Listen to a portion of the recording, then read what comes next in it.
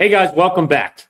Well, today was a sector test, just as the thumbnail said, because as I mentioned last night, we were probably going to see profit taking today, but the NASDAQ, the tech sector, they all operated differently from the broader market. We saw the Dow Jones Industrial Average was up about half a percentage point today. The S&P was up, but the NASDAQ was down by half a percentage point, and the tech sector was down even more. The memory sector, the Fab Five were all down significantly. SanDisk was down by 11%. Micron down by 7%. SK Hynix, Western Digital, and Seagate all followed suit, and they were down today as well. So it sets us up with an initial question, or just a critical question for us. Was today's sell-off the beginning of a major structural breakdown, or did the panic selling just create an unbelievable buying opportunity in the most critical bottleneck of all of the AI revolution? Today, we're going to break down all the top stories from the sector using our market signal framework that we have been using, the red, yellow, green signals overall. We're going to talk about the big tech policy fights. We're going to talk about the Asian liquidations, that contagion that came across the Pacific last night. Celebrity short positions will be a focus today. We'll also take a look at some of the options volatility that we could see on Monday morning. And finally, I want to end the video talking about next week's main event, the earnings that will be a make or break for this entire sector. Those are the stories we're going to cover in tonight's video. So if you haven't done it already, make sure you hit like. Make sure you subscribe to the channel. If you're watching this channel and you've learned something over the last few weeks, or you just enjoyed the content and you haven't subscribed yet, do me a favor, hit subscribe, join the Market Signal community. I want you to be here. I want to engage with you. I want you to engage with the entire community. So make sure you like, make sure you subscribe. All right, guys, let's get started in the video. Let's talk about what we saw today, because to understand why our domestic memory and hardware stocks took a beating today, we have to look at what happened overnight in Asia. Let's pull up that story. We can see, and I call this the cross-Pacific, or are they just the contagion that came across the Pacific in the U.S., because we had pressure in the Asian markets last night. If you were tracking it overnight, you probably knew what you were going to see at the opening bell today. You can see on the screen here that the Asian memory and chip stocks fall after Asian peers SK Hynix and Samsung's tumbled. We had significant pressure not only in the Nikkei 225, which fell by about 2.75%, but Kioxia was down by 9%, Tokyo Electron down by 5%, Avantis 6%. That also spilled over into the South Korean market. We saw their index, it was down by over 5, just about 5.75% as well. It was dragged down by the memory giants. SK Hynix was down by 11%, Samsung 8%. That spilled over right into the US market. Just take a look at what we saw with the semiconductor. So this is the technology sector, and the technology sector was down significantly compared to the S&P overall today. We know the semiconductor industry is the biggest weight of the tech sector, 33%. It was down by 2.84%. If we dive in further, you can see SK Hynix down 8%, just about 9%. Micron down 7%. We saw Broadcom down, NVIDIA down slightly, AMD down. This was a shock across the entire semiconductor sector today, not just memory, but across tech in general. Certainly the macro headwinds are impacting this sector as well. But we can't lose sight of what we focus in on this channel, which is the memory sector, the Fab Five. Take a look at what we also saw with the other players. As I mentioned, SanDisk was down by 11% in the regular trading. Both Seagate as well as Western Digital down over 6%, closing in on 7%. So it was a tough day, profit-taking kind of day, just a downward pressure day on the memory sector overall. And it didn't stop in the after hours. We're looking right now in the after hours. Micron is down by about another 1%, just trading right about 9.10.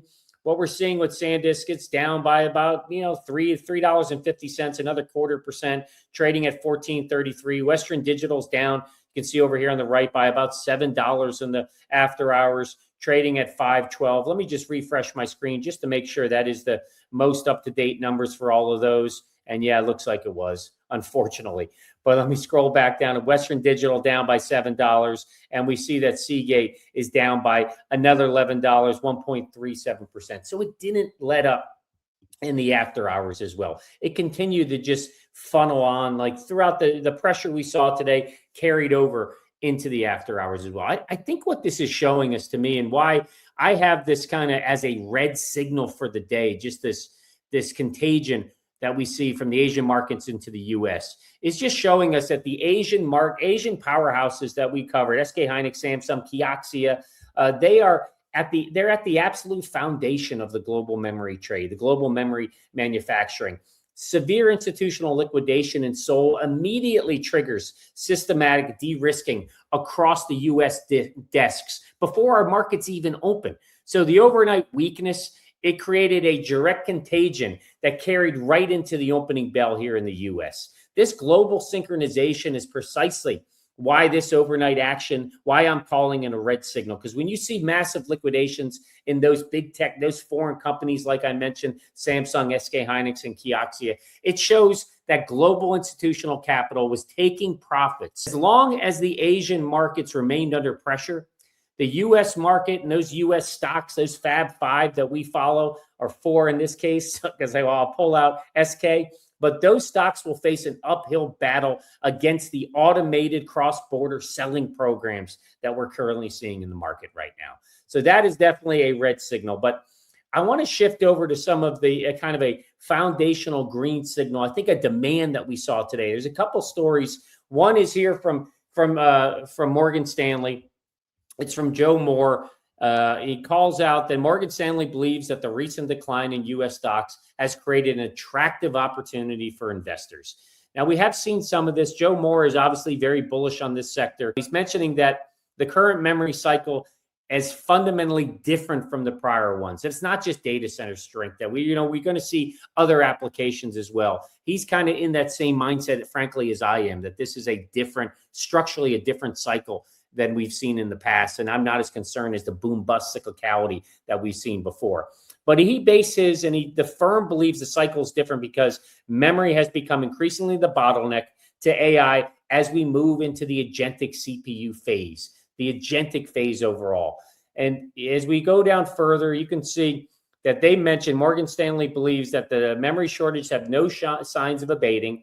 There'll be a 25% quarter over quarter increase in pricing. And they believe that the shortage will not, concerns over worsening memory shortages in 2027 and 2028 are just invalid, that the shortages will be as strong as there'll be current demand will continue to outstrip supply essentially.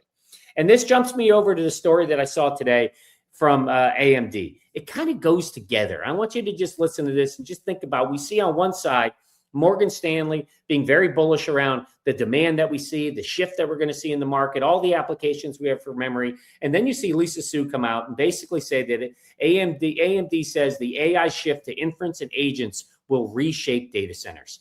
Now, I told you last night you should totally watch the Advancing AI, the keynote presentation from Lisa Su. If you haven't, I recommend it. There's so many good stories that have come out of it this week. But essentially what they are saying is that the artificial intelligence boom is entering a new phase that will force a major redesign of data centers as demand shifts from model training towards inference AI agents and physical AI. As she mentions, there's a couple things in here. AMD argued that the next phase will be shaped less by model training and more by inference, as AI is increasingly used in enterprise software, search, customer service, coding, and other data workflows. She also, if I jump back up here, she said, Lisa said that frontier AI, agentic AI, and physical AI will drive the next wave of growth, and that future infrastructure leaders, which she is hoping AMD will be one, they're actually being really bold with some of their statements, uncharacteristically of AMD. They're going right at NVIDIA. It's actually interesting to see. It's setting us up for a really cool battle that we'll see over the next, I think, 12 to 24 months.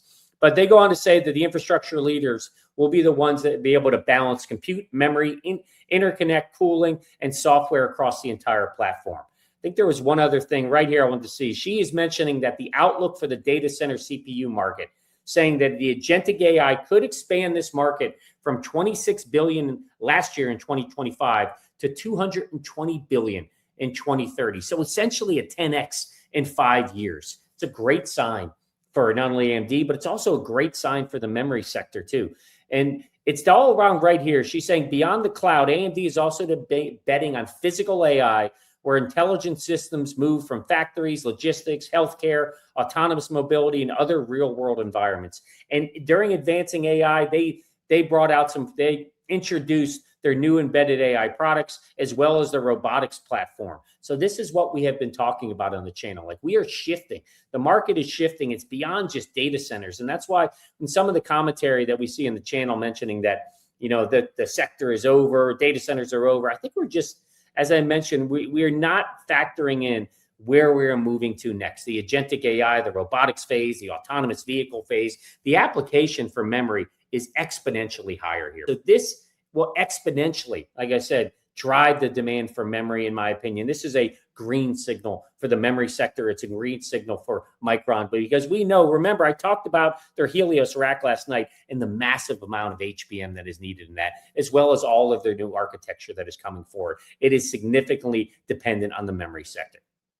So let's jump over and talk about a couple of yellow signals that we saw today. One is actually kind of a green yellowish signal. It's green for the sector. I talked a little bit about it last night, but there's a little more that have come out. So South Korean memory giant Samsung and SK Hynix, we know they're meeting in Silicon Valley with tech leaders actually today, but we're starting to see stories come out now that there are going to be massive amount of deals that are announced from this summit or this meeting in Silicon Valley. Remember, I mentioned I wish Micron was involved, but they're not. But we could see some deals coming out of here. And if I scroll down, you're seeing announcements will likely cover strategic partnerships, memorandum of understanding, and long-term supply deals on memory chips. The deals are set to be announced beginning today. So let's keep our ears and eyes open over the weekend to see what deals are announced, what long-term supply arrangements are announced, or what memorandums of our understanding are announced. So this is a green signal for the broader memory sector, because what essentially it does is it just validates one key fact, that hyperscale AI demand is not slowing down. The article also said that the American tech firms are driving 80 to 90% of South Korea's memory orders right now. And it proves that high bandwidth memory is still the undisputed king when it comes to the data centers. It's the undisputed king of the bottleneck of the AI boom.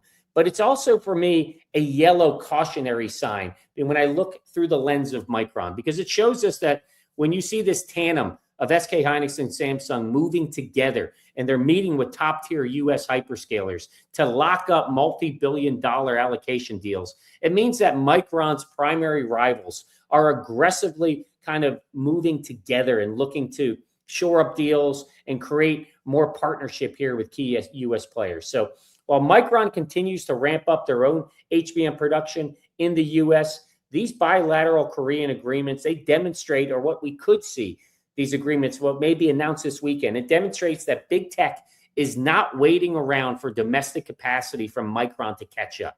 They are securing high bandwidth memory wherever they can right now. That's how critically important this advanced memory product is to the build out, how critically important it is to the market right now. So that's a yellow signal for Micron, kind of green for the sector though.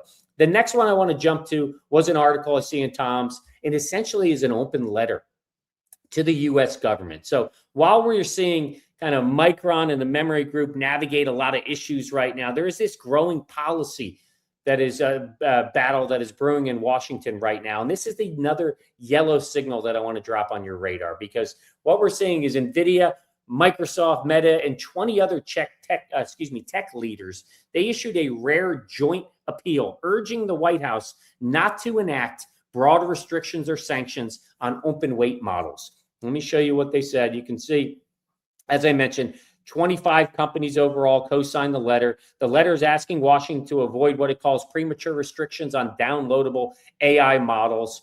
And it comes just 4 days after the Trump administration was reported to be reviving a push to ban Chinese models. Though the document didn't directly mention China, Moonshot, or DeepSeek, and it also wasn't signed, interestingly enough, by OpenAI, Anthropic, or Google. But it breaks down companies and names across chip makers, server vendors, cloud operators, enterprise software firms, security firms, everyone across the entire supply chain. The reason this policy fight matters to hardware investors like us in memory is simple, because open weight models are what drives AI adoption down to the private enterprise servers. It drives it down to the local data centers and edge devices as well. If Washington responds with heavy-handed regulations or broad model bans, it threatens to slow down private enterprise hardware buildouts, directly impacting global demand for high-capacity server DRAM and enterprise SSDs. I think there's also a second layer why I have it as a yellow signal here, because this is a pure geopolitical retaliation risk, in my opinion, specifically against Micron. Because what we saw, the Treasury Secretary, Scott Bessent, he explicitly warned that sanctions and entry list designations are on the table for foreign entities. And whenever tech tensions between Washington and Beijing escalate to the point of trade sanctions, the memory sector historically becomes a primary battlefield. Micron has navigated the Chinese regulatory friction before, and any renewed tit for tat or fight or restrictions could accelerate domestic purchasing mandates in Beijing, where they're going to just ensure that they have to purchase from Chinese memory makers like CXMT. And it'll create revenue uncertainty, or could create revenue uncertainty for Micron. So those are the yellow signals. Let's move to a couple red signals before we wrap up the video. The one I wanted to go through was just the options overview, because we're seeing a lot of volatility in the sector right now. If you look at the options overview that you see on your screen right here from Micron, a few things I want to call out. One, on the top of the right-hand column, I want you to look at what we're seeing is the put-call ratios. Because today, across all of the memory titans, whether it's Micron, SanDisk, Western Digital, or Seagate, this put-call ratio was well above 1. Western Digital was at a 1.79, Seagate a 1.54, SanDisk, I think, was a 1.37, and you can see Micron a 1.23. So across the board, the put volume heavily dominated the call activity, and the total put to call open ratios are also all well above 1.3 for all of the memory titans right now. So when institutional desks aggressively buy downside put protection at this type of scale, it tells us that smart money was actively de-risking and positioning. They're positioning themselves for further downside going into Monday morning. And we see that on the expected move at the bottom of the left-hand column. We're seeing expected moves range right now from 4.3% for Micron up to 12% for SanDisk and Seagate. This means that option market makers right now, they're flooded with put orders, and they were flooded with put orders into the close, because dealers who sold these puts are now at net short gamma. Any weakness at Monday's opening forces them to sell underlying shares to dynamically hedge the risk, creating a mechanical automated sell-off that could easily accelerate these shares lower. So this dynamic hedging loop is precisely why this option setup is a red signal, in my opinion, that we can't ignore. Going into Monday morning at the opening bell, Monday's tape, we have to keep a close watch on the lower expected range boundaries. For Micron specifically, it's the 880. For Seagate, it's 748. If those lower bounds are tested early, dealer hedging can trigger secondary liquidation waves before premiums finally stabilize. And then the other red signal that we can't ignore for today, and I mentioned in the beginning, a celebrity short position. So we're seeing Michael Burry double down on his short position with Micron. He came out today, and you see in his Substack, he posted that his short position, that he sold more short shares for Micron Technology at 933.86. He also added to his NVIDIA short position as well. What we should be concerned here is what he said in this short stack. This is what could concern us as memory investors, because it's not just the entry price. It was this core argument. He's not just calling Micron overvalued. He's directly challenging the sustainability of the AI chip demand. He's arguing that future hyperscaler revenues are being majority financed through circular off-balance sheet funding arrangements right now. So what we could see on Monday, if retail momentum funds, if they start to begin to front run this Burry short thesis at Monday's opening, it could amplify the dynamic hedging pressure on market makers and test Micron's critical downside support values. You know, their support levels at 900, 880. It could test that before we even get into the earnings week, this make or break next week for us. And as I talk about that, let's just jump over and take a look at what we have on the table for us. Guys, next week is going to be a critical week for the sector. If you look on Tuesday, we have Seagate. That'll kick off the week overall. And as we go into Wednesday, let me pull down some more of these just to make sure I don't miss any. And as we go into Wednesday, you'll see you'll see, but we have boom, boom, boom. After the close, Microsoft, Meta, we have ARM as well. We also have Lam Research, some big names. Let me just double check here. We're not missing any else. I think that's the big one. I'm just more worried about the hyperscalers. And then on Thursday, we see Apple, we see Amazon. This is going to be a massive test for the sector. As I said, this is kind of a make or break or all. When we see, in a very short period of time, you have Microsoft, Meta, Apple, and Amazon all dropping their earnings. Guys, these are the companies that are behind the 700 billion plus AI center build out. And we need to see if it's going to maintain momentum or is it running into spending fatigue. The primary question for every memory investor right now that needs to be answered next week with these earnings is the hyperscaler AI CapEx, is that spigot staying wide open or are they slowing that flow down overall? We need to hear Microsoft, Meta, Amazon, we need to hear them explicitly raise their full year infrastructure CapEx guidance. We also need to hear SK Hynix and Seagate confirm that enterprise HBM, as well as high capacity, these are fully booked through 2027, and we see expanding gross margins for those companies. This is precisely why next week is a critical yellow signal. It is a make or break, in my opinion, for the sector, because if hyperscalers even signal a slight pause in server procurement or express hesitation around the AI infrastructure build out or say they're going to slow CapEx down, it will have a significant impact on the memory sector. It will drive down a kind of broader valuation re-rating for the sector. Now, on the flip side, if big tech reinforces the aggressive AI spending, and if we see SK Hynix, if they confirm that there is unconstrained HBM demand in the marketplace, it will validate the physical memory fundamentals, and it will drive strong upside momentum in the sector, in my opinion. So let's wrap up the video with what we saw. I'll give you my conclusion, as we always do on the scorecard. Guys, the green across the board was the agentic AI. It's driving memory demand. What we heard from Morgan Stanley, what we're seeing from AMD, what they're mentioning around the shift to agentic AI. I say they're validating the memory wall. And on the yellow side, the Korean supply deals. I mentioned it's kind of green, but it's yellow for Micron. They have to make sure they secure similar long-term deals and they stay competitive against the Korean companies as they work in a tandem together. The Washington policy risk right now, that open letter that we saw from NVIDIA and 24 other companies right now, I'm worried a little bit about the retaliation risk if we have sanctions, if we have restrictions on the Chinese companies. And then the earnings week, it is a huge week for us. You see Seagate, SK Hynix, Microsoft, Meta, Amazon. It's a critical week for us to learn more about AI CapEx guidance and memory demand visibility. The red signals, we can't ignore the connection with the Asian markets, that contagion that comes across the Pacific.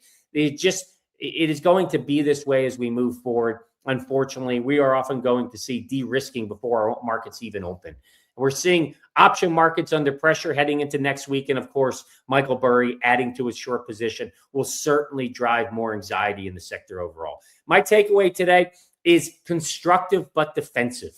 So it's a 6.9 out of 10. My long-term fundamentals, they remain intact for this sector. My conviction remains strong, but the near-term risk has increased meaningfully as we head into next week. As I mentioned, next week is a definite make or break week for all of us in this sector. So guys, if you like this breakdown, make sure you hit the like button. Make sure you subscribe to the channel. Hope you're having a great night. Look forward to seeing the next one.